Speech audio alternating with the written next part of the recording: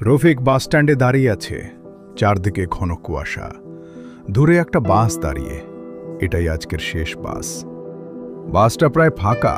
সে উঠে ভেতরে ঢুকতেই একটা ঠান্ডা হাওয়া লাগলো। পুরো বাসে মাত্র দুজন, একজন কন্ডাক্টর আর একেবারে পিছনের সিটে সাদা শাড়ি পরা এক মহিলা। ভাই ভাই টিকিট। আপনি ওদিকে তাকাবেন না। কেন? রফিক পিছনে তাকালো, কিন্তু সিটটা ফাঁকা, মহিলাটা নেই। হঠাৎ কানের কাছে ঠান্ডা নিঃশ্বাস। তুমি হঠাৎ বাসের সব লাইট একসাথে নিভে গেল। ভেতরে শুধু একটা চিৎকার, বাঁচাও! পরের দিন সকালে খবর ছড়িয়ে পড়ল, শেষ বাসে এক যাত্রীকে মৃত অবস্থায় পাওয়া গেছে।